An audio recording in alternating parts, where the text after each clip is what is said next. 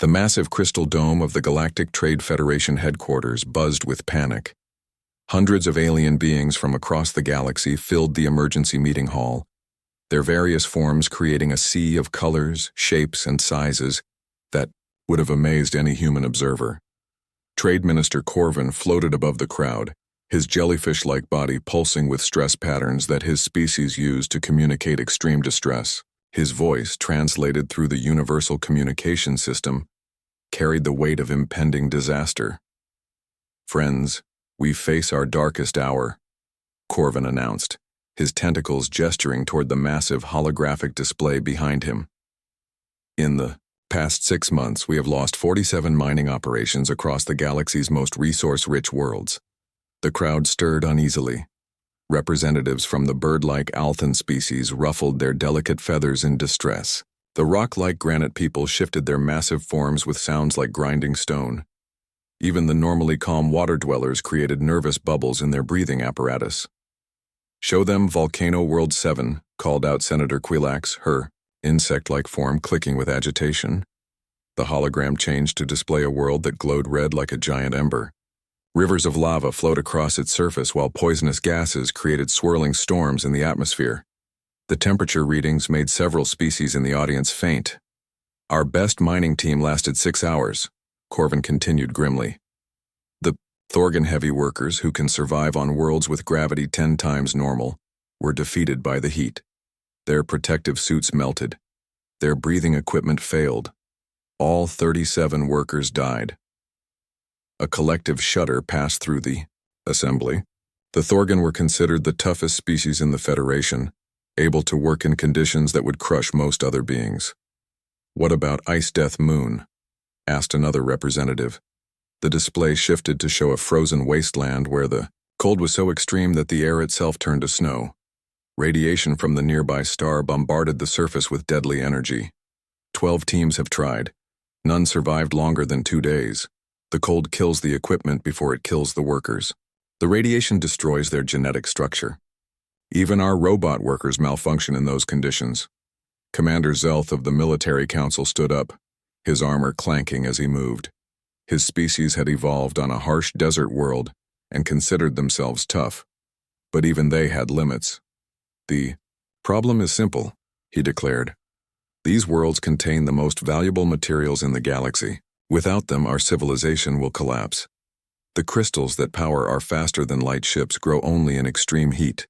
The metals we need for medical equipment exist only on worlds with crushing gravity and toxic air.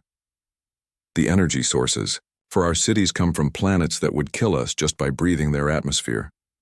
The truth hung heavy in the air like a death sentence. For thousands of years, the advanced species of the galaxy had built their civilization on the resources of dangerous worlds. They had used advanced technology and careful planning to extract what they needed while staying as safe as possible. But now, even their best technology was failing. "Perhaps we could develop better protective equipment," suggested Dr. Kilvana, the Federation's chief scientist. Her blue-scaled form shimmered as she spoke. "Stronger suits, better shields, more powerful life support systems." "We have tried," Corvin replied sadly. "Our engineers have created the most advanced protective equipment in galactic history. It still fails. The conditions on these worlds are beyond what any civilized species can endure." "Then what do you suggest?" demanded General Vex, his multiple arms waving in frustration. "That we simply abandon the resources that keep our civilization alive?" Corvin hesitated, his body pattern shifting to colors that indicated deep reluctance. "There is one possibility, but I hardly dare speak of it." The hall fell silent. Even the constant background noise of breathing apparatus and translation equipment seemed to quiet. "The new species," Corvin said finally. "The ones from the outer rim.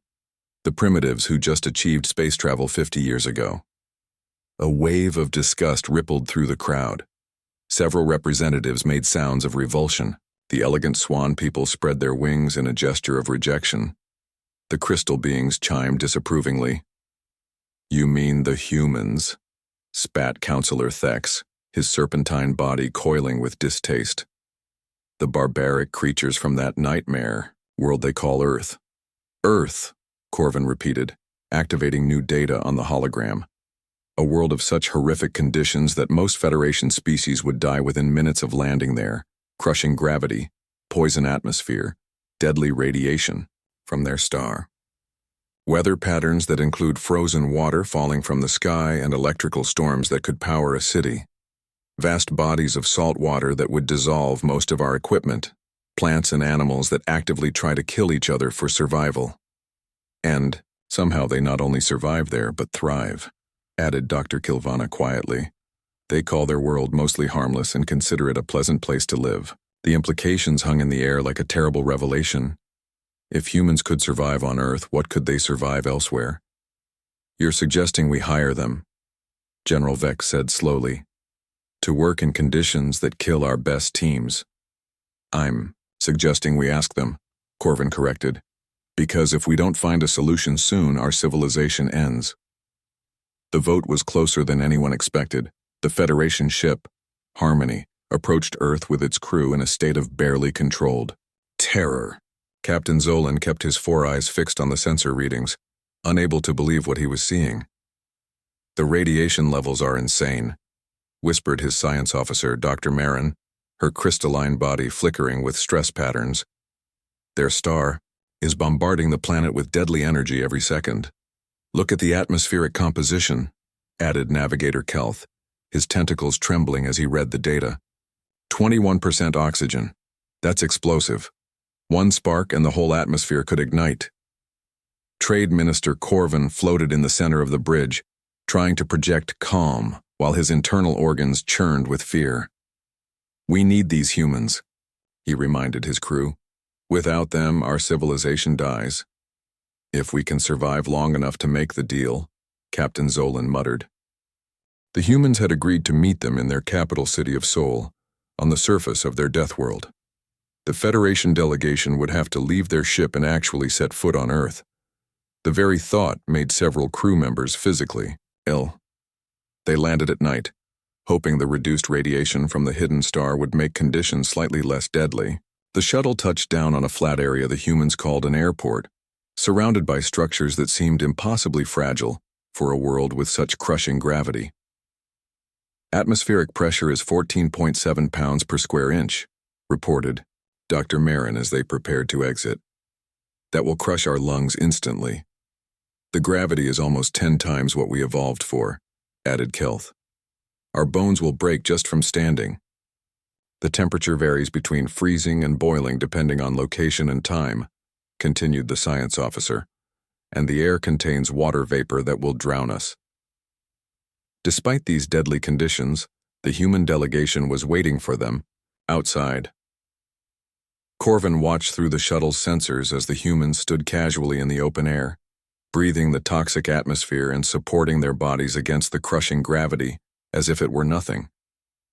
The leader of the human group was a woman named Dr. Kim, a mining engineer who looked surprisingly small and fragile for someone who lived on a death world. Beside her stood Commander Park, a military officer whose relaxed posture somehow suggested great danger. "Welcome to Earth," Dr. Kim said through the translation system as the Federation delegation emerged from their heavily shielded shuttle. "Sorry about the weather. It's a bit cold today." Corvin checked his instruments. The temperature was barely above freezing, cold enough to kill most species instantly. To the humans, this was merely a bit cold. The meeting took place in a human building that was open to the deadly atmosphere. The Federation delegates wore full environmental suits, while the humans sat in simple clothing, drinking hot liquid that would have dissolved alien tissue. "You want us to work on worlds that have killed thousands of your people?" Dr. Kim said, reviewing the holographic displays of failed mining operations. Her tone was matter-of-fact, as if discussing the weather. "The conditions are challenging," Corvin admitted, his translator struggling with the understatement. Commander Park leaned forward in his chair, a movement that would have been impossible for most species under Earth's crushing gravity. "Let me understand this. You have planets with extreme heat, crushing pressure, toxic air, and deadly radiation, and you can't work there because it's too dangerous." "Precisely," Corvin replied. The humans exchanged glances. Dr. Kim pulled up data about Earth's various environments on her primitive computer system. We have research stations in Antarctica, where the temperature drops to -80 degrees, and the wind can reach 200 kilometers per hour, she explained. We have mining operations on the ocean floor under pressure that would flatten your ships. We work in deserts where the heat exceeds 60 degrees, and there's no water for hundreds of kilometers. The Federation delegates stared in disbelief. These conditions sounded like descriptions of moderate vacation destinations compared to the hell worlds they needed mined. We have people who work inside active volcanoes, Commander Park added casually, and others who spend months in space stations with minimal life support. We've been working in hostile environments since we first picked up tools. Your people volunteer for this? Asked Dr. Marin, her crystalline form reflecting her shock. We pay them. Dr. Kim replied with a smile. Good money for dangerous work. It's been that way for thousands of years. Within hours, the first human volunteer teams were assembled. They consisted of miners from Korea's deep underground operations, engineers who had worked on offshore oil platforms in storms, and former military personnel who specialized in hostile environment operations. When do we start? Asked team leader Lee, a woman who had spent 5 years working in Arctic conditions that would have killed most Federation species in minutes. The first assignment is sulfur hell, Corvin explained nervously. Surface temperature of 800 degrees, atmosphere of pure acid, and gravity 3 times Earth normal. The humans looked thoughtful for a moment. We'll need about a week to modify our equipment, Dr. Kim said, and we'll want hazard pay, of course. Of course, Corvin agreed, still unable to believe they were treating certain death as a minor inconvenience. As the human ships prepared to depart for their first assignment, Dr. Marin made a note in her report that would soon become famous throughout the galaxy. The humans do not fear death, they negotiate with it. The planet Sulfur Hell hung in space like a glowing coal, its surface wreathed in storms of deadly gas that would kill most galactic species in seconds. 3 Federation observation ships maintained a safe distance of 5 million kilometers, their crews watching nervously as human mining vessels descended toward the nightmare world below. They're actually going down there, whispered Science. Officer Quex, her feathered form trembling as she monitored the human ships. The temperature readings are climbing past 700 degrees. Captain Volan of the observation ship, safety first, kept all 4 of his eyes focused on the sensor displays. His species had evolved on a peaceful water world where the biggest danger was occasional mild rainfall. The idea of voluntarily entering an environment that could melt metal made his gills flutter with terror. Human vessel. Persistence. This is Captain Volan, he broadcast on the communication channel. Are you certain about this? The atmospheric. Analysis shows pure sulfuric acid. 1 breach in your hull and...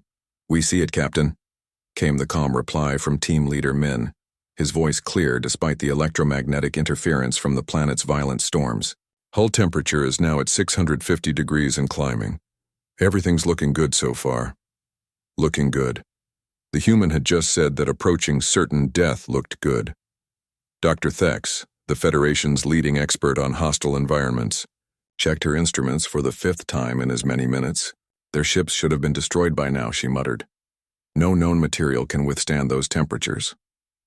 But the human vessels continued their descent, their hulls glowing red-hot from the intense heat. The ships looked crude compared to the elegant Federation designs, built like metal boxes with thick walls and multiple backup systems for every component. Beginning atmospheric entry, reported Engineer Juan from the lead ship. Some turbulence, but nothing we can't handle. The Federation observers watched in fascination and horror as the human ships disappeared into the swirling acid storms of Sulfur Hell's atmosphere.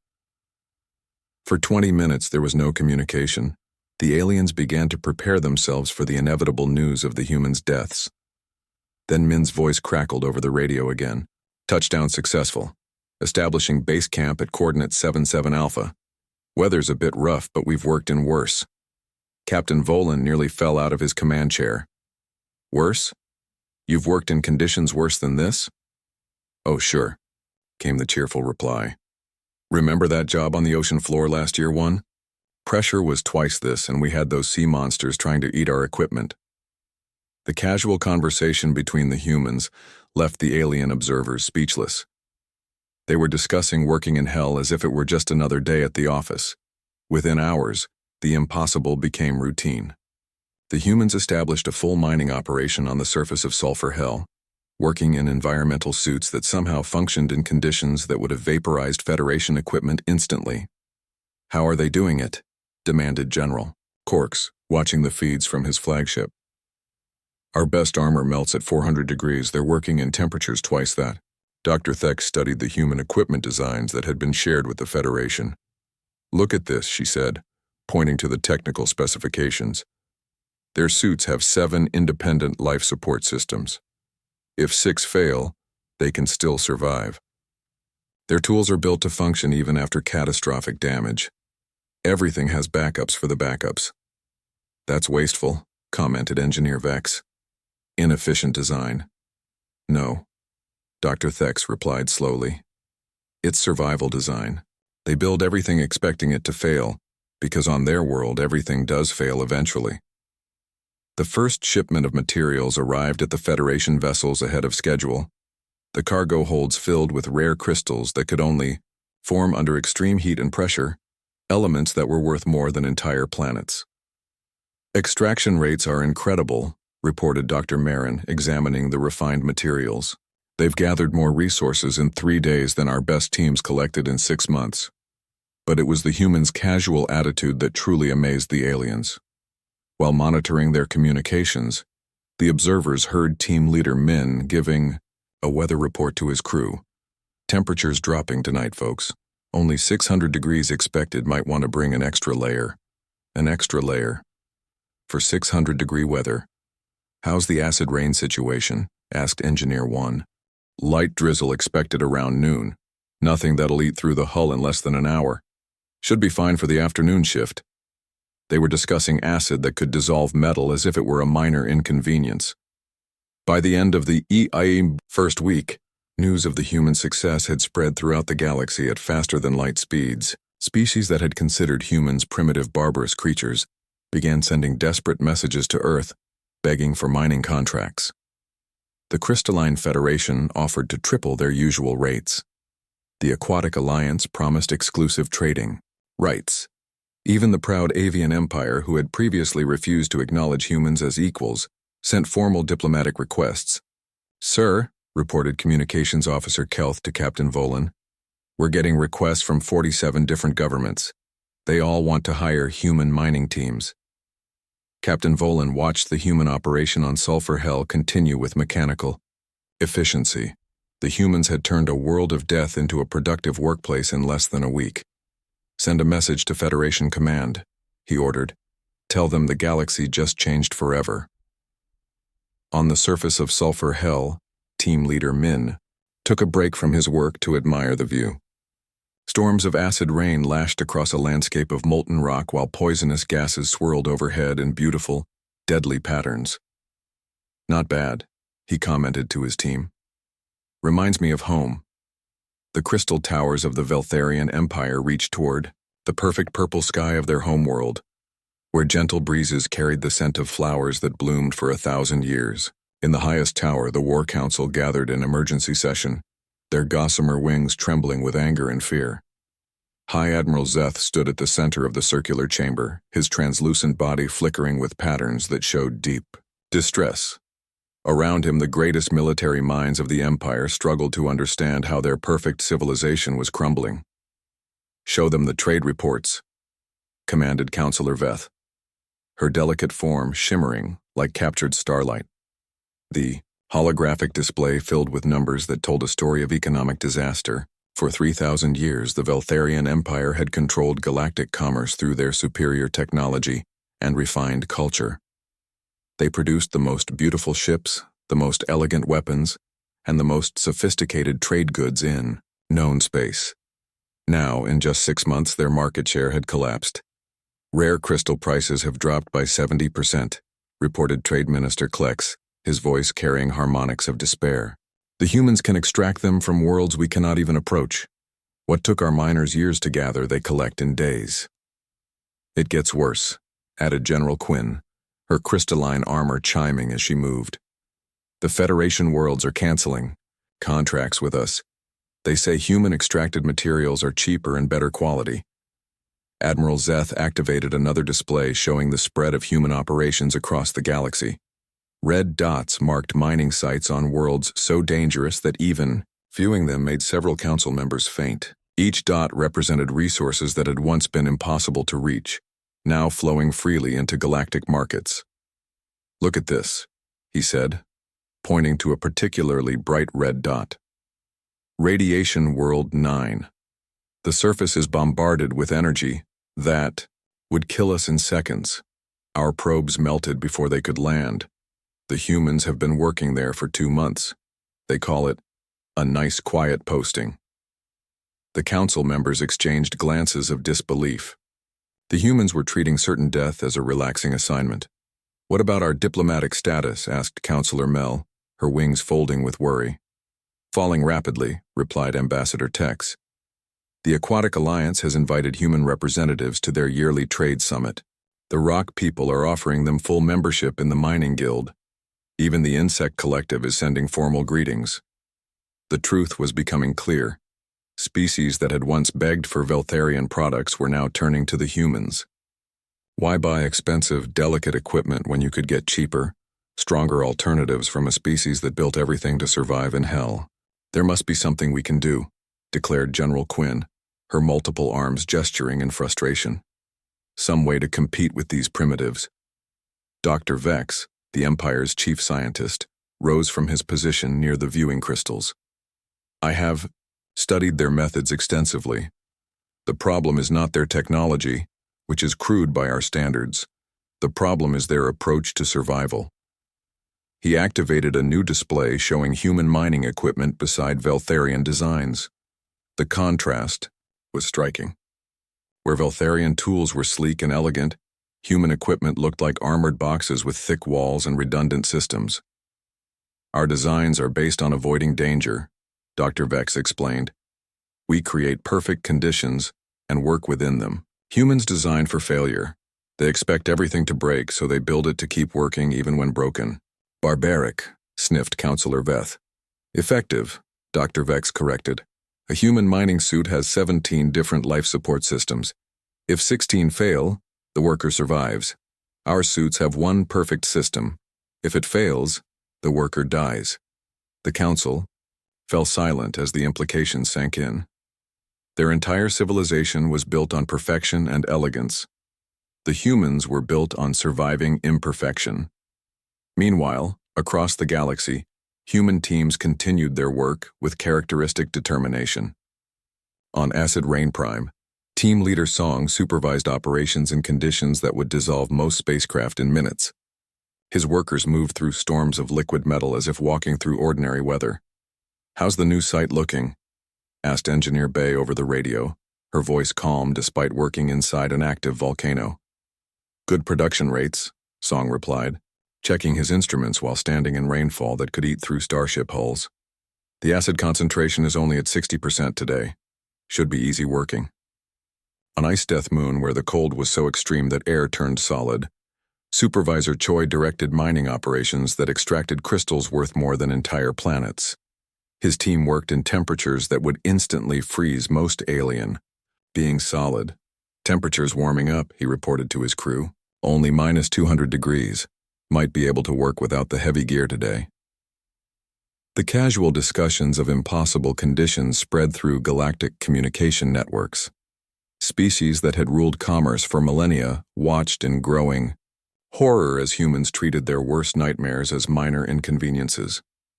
Back in the Veltharian Council chamber, Admiral Zeth made the decision that would change galactic history. "We cannot compete with them economically," he declared, his body patterns shifting to colors that indicated grim determination. "We cannot match their abilities. There is only one solution." "What do you propose?" asked Councillor Veth. "We eliminate them," Zeth replied simply, "before they destroy everything we have built." The vote was unanimous. The Veltharian war fleet would be assembled, the most powerful military force the galaxy had ever seen. They would strike the human operations and end this threat to civilized order. What they did not understand was that humans who worked in hell every day had very different ideas about what constituted a real threat. The Veltharian war fleet emerged. From hyperspace in perfect formation, 200 of the most beautiful and deadly ships ever built. Their crystalline hulls caught the light of distant stars, creating a display of elegant destruction that had conquered dozens of worlds. High Admiral Zeth stood on the bridge of his flagship Eternal Glory, watching the tactical displays with satisfaction. The human mining operation on Poison Gas World appeared as a small cluster of crude ships on his sensors, looking like floating metal boxes compared to his graceful vessels. "They look so primitive," commented Captain Vel, her gossamer, wings fluttering with anticipation. This should be over quickly. The human operation consisted of 12 mining ships and a small defense platform, all working around a planet where the atmosphere was pure chlorine gas, and the surface was covered in lakes of liquid mercury. It was the kind of world that would kill most galactic species just by looking at it too closely. "Open communications," Admiral Zeth ordered, his voice carrying the harmonics of absolute authority that had brought dozens of worlds to their knees. The response came from the human mining ship, your hard worker, and the voice that answered belonged to Commander Ryu, who sounded remarkably calm for someone facing a fleet that could destroy small moons. "This is Admiral Zeth of the Veltharian Imperial Fleet," he announced. "You are trespassing in space that rightfully belongs to civilized species. Surrender immediately and prepare to be destroyed." There was a pause. Then Commander Ryu's voice came back, sounding almost bored. "Sorry, Admiral, but we're in the middle of a shift change down here. The night crew is pulling some really nice ore samples from the bottom of those mercury lakes. Can this wait about 4 hours?" The casual dismissal of Imperial authority left the Veltharian bridge crew speechless. Admiral Zeth's body patterns shifted through several colors that indicated shock, outrage, and disbelief. "Did he just ask us to wait?" whispered Navigator Kex. "They don't understand," Admiral Zeth said, his voice hardening. "They think this is some kind of negotiation. Show them what happens to primitives who refuse to bow to the Empire." The Veltharian fleet opened fire with weapons that could slice through asteroid belts like butter. Energy beams that had reduced fortress worlds to vapor struck the human mining ships with precision that came from thousands of years of military perfection. The aliens expected to see the crude human vessels disintegrate under the assault. Instead, something impossible happened. The human ships absorbed the damage and kept working. "Direct hits on all targets," reported Weapons Officer Mel, her crystalline form flickering with confusion. "But they're still operational." "Impossible, Admiral," Zeth declared. "Our weapons can destroy battlecruisers. How are mining ships surviving?" The answer came from Commander Ryu, whose voice still sounded annoyingly calm. "Well, that's inconvenient," he said. "You just knocked out our number 3 life support system and damaged the main power coupling on Tough Guy. We're going to have to file an insurance claim." "Insurance claim?" Admiral Zeth repeated in disbelief. "For the damaged equipment," Ryu explained patiently. "Don't worry. We've got 17 backup systems for everything important.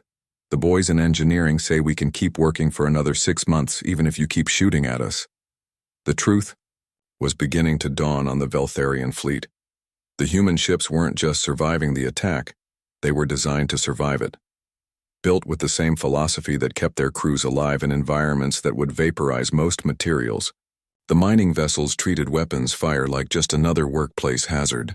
"Returning fire," Commander Ryu announced, his tone shifting slightly. "Nothing personal, Admiral, but you're disrupting our work schedule." What happened next defied everything the Veltharians understood about space combat. The humans didn't fight like civilized species with elegant maneuvers and sophisticated tactics. They fought like humans, direct, brutal, and effective. Human weapons were built like everything else humans made, simple, powerful, and designed to keep working, no matter what. While Veltharian energy beams required perfect conditions to function properly, human projectile weapons worked in any environment. "They're shooting metal at us," reported Captain Vel in horror. "Primitive," sneered Admiral Zeth. "Our shields will stop such crude weapons easily," But human metal projectiles weren't crude. They were designed by a species that had learned to kill each other efficiently for thousands of years before reaching space. The solid chunks of dense metal punched through Veltharian shields like they were made of paper. Hull breach on deck. 17, reported Damage Control Officer Tex, his voice rising with panic. The metal projectile went completely through the ship. More reports flooded in as the human fleet demonstrated something the galaxy had never seen. Mining ships that could outfight warships. The same redundant systems that kept them working in impossible conditions made them nearly indestructible in combat. "Sir," called Communications Officer Kex, his form flickering with stress patterns. "The humans are broadcasting something." "Commander," Rue's voice filled the Veltharian flagship. "Admiral, this is getting expensive. How about we call it even? You've cost us about 2 hours of work time, and we've probably inconvenienced your fleet a bit. Let's both get back to our jobs." Admiral Zeth stared at his tactical display, where half his fleet was showing critical damage while the human mining ships continued their operations as if nothing had happened. "Retreat," he ordered quietly, as the Veltharian fleet limped away from Poison Gas World. Commander Ryu made his final transmission. "Have a safe trip home, Admiral. Try not to start any more fights you can't finish." The galaxy had learned an important lesson. Never pick a fight with someone who considers hell a workplace.